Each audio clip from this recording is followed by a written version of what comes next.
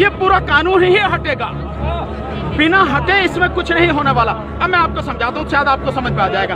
केवल एक सेक्शन बताता हूँ तो उससे आपको पूरी चीज समझ में आ जाएगी। जो कॉन्ट्रैक्ट फार्मिंग है, उस कॉन्ट्रैक्ट फार्मिंग की धारा 3 उसमें जो है, जो एग्रीमेंट होगा किसान के और व्यापारी के बीच में, मैं उनसे बताता हूँ, आप समझ जाएंगे सारे, उसके बाद कुछ बताने की जरूरत नहीं पड़ेगी। उस धारा 3 में लिखा है कि किसान के और व्यापारी के बीच में जो एग्रीमेंट होगा उसमें यह लिखा जाएगा, नंबर 1, किसान को अपनी जमीन पर कौन सी फसल उगानी है। नंबर 2, उस फसल का ग्रेड क्या होगा, स्टैंडर्ड क्या होगा और उसकी क्वालिटी क्या।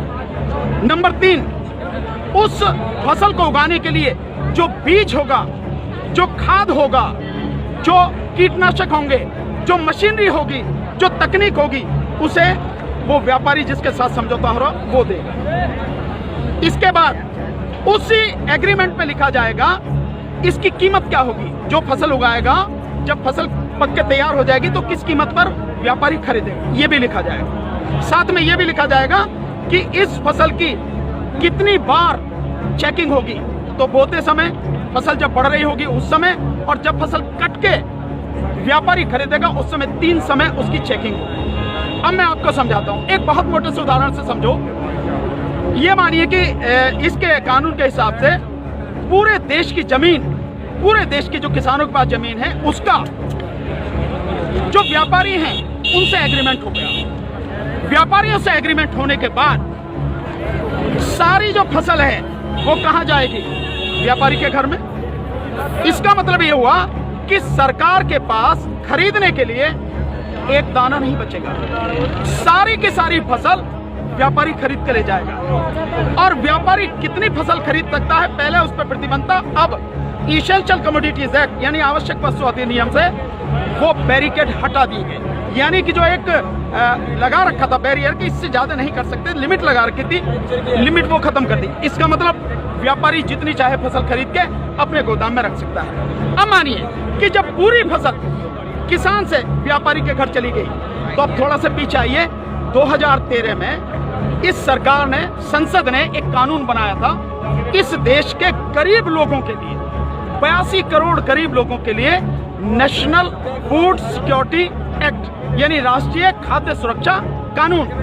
उसके तहत 82 करोड़ लोगों को 3 रुपए किलो चावल, 2 रुपए किलो गेहूं और 1 रुपए किलो मोटा अनाज देना था। अब मैं आपसे सवाल पूछता हूं, अब समझे आप कुछ। जब सारा अनाज व्यापारियों के पास चला गया, सरकार के पास कुछ नहीं है, तो सरकार इन 82 करोड़ लोगों को कहां से अनाज लाएगी, पहले तो ये बताओ। इसका मतलब जो 82 करोड़ गरीब सरकारी मदद पर निर्भर था, वो खत्म हो गया। मतलब आप कह रहे हैं कि किसानों के खिलाफ बिल है, किसानों की भलाई की बात कर रहे हैं, पर किसानों के खिलाफ लोग समझ रहे हैं नहीं, ये पूरे देश के खिलाफ है। 82 करोड़ गरीब खत्म, देश में 5 लाख जो राशन की दुकानें हैं खत्म, 5 लाख राशन की दुकानों में कुछ रोजगार भी मिलता होगा खत्म। अब इसके बाद अब आ जाइए कि जब किसान को सारी चीजें, जो खाद भी है, बीज भी है, कीटनाशक भी है, मशीनरी भी है, तकनीक भी है, वो व्यापारी जिससे समझौता हुआ वो ही देगा। तो जो व्यापारी ये काम करते हैं, कोई खाद बेचता है, कोई बीज बेचता है, कोई मशीन बेचता है, कोई जो पेस्टिसाइड बेचता है, वो व्यापारी खत्म। तो आपने व्यापारी खत्म कर दिए, गरीब मजदूर खत्म कर दिए, और किसान को आपने बंधक बना दिया, मजदूर बना दिया, गुलाम बना दिया। कैसे? अब मैं बताता हूं। जब किसान की जमीन पर एग्रीमेंट हो गया, तो किसान चाह कर भी अपनी जमीन से एक भुट्टा, माना मक्का बोई हुई है, मक्का से एक भुट्टा तोड़ के नहीं खा सकता। आज की तारीख में तो जाओ, मक्का से एक नहीं 10, 20, 50 जितने भुट्टे तोड़ के खाने खाओ, खूब सेक के, है नहीं है, रिश्तेदारों को भी ले जाओ। साथ में गन्ना अगर बो रखा है, एक गन्ना नहीं खा सकता। क्यों? क्योंकि व्यापारी से समझौता है। अगर एक गन्ना टूट लिया तो फिर उसके बाद में व्यापारी लड़ते रहो आप, एसडीएम के यहाँ, एडीएम के यहाँ, हो गया ना। मतलब यह है कि अपनी ही जमीन पर मैं अपने लिए, अपने बच्चों के लिए अगर मन करता है, जो फसल मैंने उगाई है, मेरी मेहनत की फसल है, उसमें से एक दाना नहीं ले सकता। ऐसे कानून का क्या करूंगा मैं? और इस कानून ने व्यापारी खत्म कर दिया, इस कानून ने मजदूर खत्म कर दिया, और साथ में जो किसान है, किसान को इतनी भी मोहलत नहीं दी गई। आज की तारीख में तो किसान किसी भी जगह से दूर से जाके यहाँ से ठीक नहीं मिला तो वहां से ले ले, वहां नहीं मिला तो वहां से ले ले, यहाँ से कम में मिला तो यहाँ से ले ले। खाद है, बीज अपनी मर्जी से ले सकता, इसके बाद नहीं, इसके बाद तो व्यापारी ही देगा। इसका मतलब यह हुआ कि चंद व्यापारियों के हाथ में पूरा देश जाने वाला। और जब व्यापारी के साथ में समझौता हो गया तो कोई बैंक भी किसान को लोन नहीं देगा, कोई भी बैंक। इसका मतलब यह हुआ कि अगर उसे पैसा चाहिए किससे लेगा? एक ही रास्ता बचा, उस व्यापारी से। तो सरकार कहती है ना कि जमीन नहीं जाएगी, ऐसे जाएगी जमीन। उसी व्यापारी से जब वो कर्जा लेगा, धीरे धीरे कर्जा बढ़ता चला जाएगा, और कर्जा बढ़ता चला जाएगा, व्यापारी का ब्याज बढ़ता चला जाएगा। लिहाजा जो किसान है अपनी ही जमीन उसी व्यापारी को बेचने पर मजबूर हो जाएगा। अब थोड़ा सा पीछे जाओ, आपको लेके जाता हूँ। 1947 से पहले क्या था?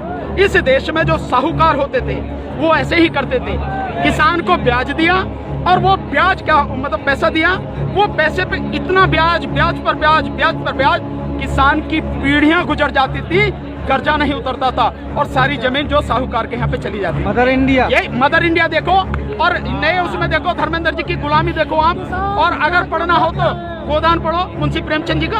ये सारी चीजें बन जाते हैं। बिल्कुल भाई, पहले वो अपनी ही जमीन पर बंधुआ मजदूर बनेगा, उसके बाद में अपनी ही जमीन पर गुलाम बन जाएगा। ये है इस कानून का परिणाम जो आगे तक नजर आता है। तो सरकार ये ना समझे हमें नहीं, इसलिए ये कानून पूरे देश को तबाह करने वाला। अब एक चीज और रहेगी, उसे भी बता दो। जो मध्यम वर्ग के लोग जो आज रोटी खा रहे हैं, जब व्यापारी सारा अनाज अपने गोदामों में बंद कर लेगा, तो वो जो आज उसने लिया जिस दाम पे, उससे 6 गुना, 7 गुना, 8 गुना दाम पर बेचेगा। तो जो मध्यम वर्ग के लोग जो घरों में बैठे हैं, अगर उनको बाहर आना चाहिए इस आंदोलन में, उनको आज जो अनाज या आटा 20 रुपए से 25 रुपए 30 रुपए किलो मिल रहा है, वही इस कानून के लागू होने के बाद वो आटा, वो अनाज उन्हें 5 से 6 गुना दाम पर मिलेगा। 100 रुपए, 125 रुपए, 150 रुपए किलो मिलेगा। तो असर किस पे पड़ेगा? एक भी व्यक्ति बचेगा नहीं जिस पर इस कानून का असर न पड़े। इसीलिए मैं कहता हूं कि ये किसानों के विरोध में नहीं है, देश को तबाह और बर्बाद करना।